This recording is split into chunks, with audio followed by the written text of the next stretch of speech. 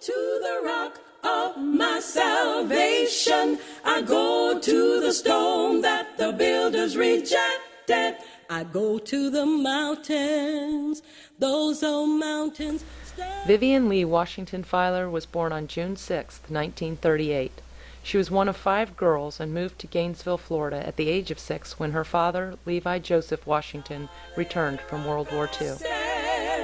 When I need a shelter, when I need a friend, I go to the rock. Vivian Filer is the executive chair of the Cotton Club's rehabilitation effort, even though she had no direct involvement with the club in its heyday. Ms. Filer is the local historian, the expert on the Gainesville Cotton Club, and she shares with us here the building's story. Still owned now? It's owned by the church. By the church? And for this project, it will be leased from the church on a 99-year lease, so that we can, as a board, we can do the renovations to it. Okay. Now, there are some other small buildings on that piece. Yeah, Can you that is awesome history. That is my history. Okay. There are 4 houses that we call shotgun houses, were the homes for many African American families who came through on a rental piece because they did belong to the Perriman brothers. I remember those people because they were the older women in the village, the other neighborhood, who sort of kept the neighborhood quiet. They looked after the children. I lived across the street from 2 of the houses actually, but closer to one than the other. And my mother worked till 8 at night, which meant a lot of evenings it was dark. She had eventually 5 daughters, and we were there. My dad had to go to night school, so we were there alone.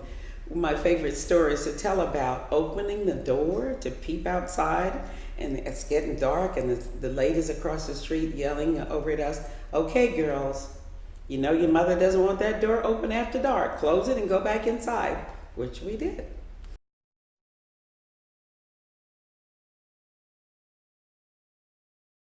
With James Weldon Johnson, another one of my favorite poets, who was born and raised in Jacksonville, Florida. Oh, really? Yes, they wrote the Negro National Anthem. He and his brother, Jay Rosman.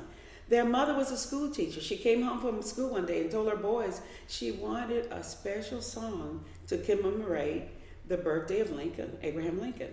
And one son wrote the words, the other wrote the music.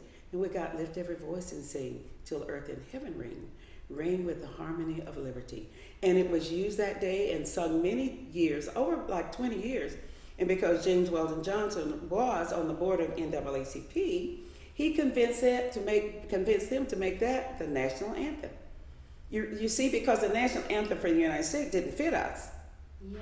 It didn't call to us. The Statue of Liberty didn't say, "Give me your tired, your poor, your humble masses yearning to breathe free," because we weren't breathing free. Exactly. So we had then a connection to our own history through that song. And the first song tells you to rejoice, lift your voice. The second stanzas say how hard it was, stony the road we trod, bitter the chastening rod, felt in a day when hope unborn had died. Yet, with a steady beat, have not our wearied feet come to the place for which our fathers sighed? I mean, we have some more freedom. And then the last verse is a prayer. God of our silent tears, God of our weary years, thou who hast brought us thus far on the way, thou who hast by thy might led us into the light, keep us forever in the path we pray. Now, that song, I get teary thinking about it, because in the auditorium at Lincoln High School, watching famous people come, as Dr. Mary McLeod Bethune, standing on the stage, talking to us, calling us her children, and hearing that song sung in 4-part harmony by that audience, you just have to live it. There's no way to explain it except you just have to live it.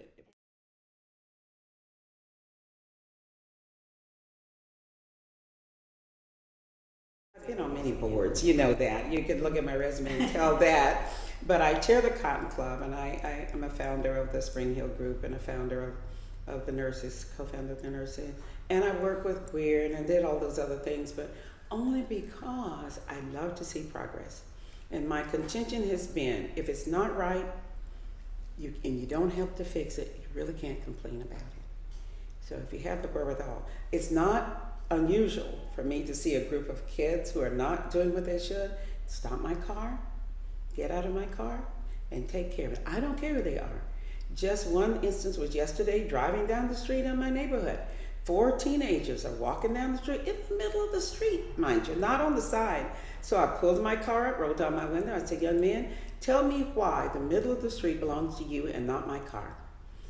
And they said, I'm sorry. I said, then you must get to the side of the road when you see a car coming. 3 of the guys kept walking. One stopped to talk, and I leaned out of the door. I said, sweetheart, 3 of you, come back. You see this gray hair? I'm talking to you. And when I talk, you don't walk away because you're disrespecting me, and I know you don't want to do that. No, ma'am. And they walked on. So they could have said anything. But to this point, they haven't. And I have stopped many, many, many kids because we are going through an era where we have forgot to teach common manners and decency. We have to stop punishing just a child and teach. We have to teach. Education is powerful. We have to go back a generation, maybe 2 generations, and call people to task for what they know. So I'm always out there trying to make sure that we handle those kind of things. And the storytelling, I get a lot out of that. I love to have an audience. But I don't like stages. I want to be close enough to look in the eyes because that's where I get my benefit. I mean, that is my high. And so I say to folks, I'm not doing this because I'm so good. I'm doing this because I get a satisfaction. It's a selfish thing to do, but I love doing it. I love the response. I love seeing the kids' eyes get big. And I like to think of them being on the adventure with the words. That's magic. That's so magic. And I've been doing it 53 years, and it's no less magic now than it was years ago. So. I go to the rock of my salvation. I go to the stone that the builders rejected. I go to the mountains. Those old mountains stand by me. When the earth all around me is sinking sand, on Christ the solid rock I stand. When I need a shelter, when I need a friend, I go to the rock. I go to the rock of my salvation. I go to the stone that the builders rejected. I go to the mountains, those old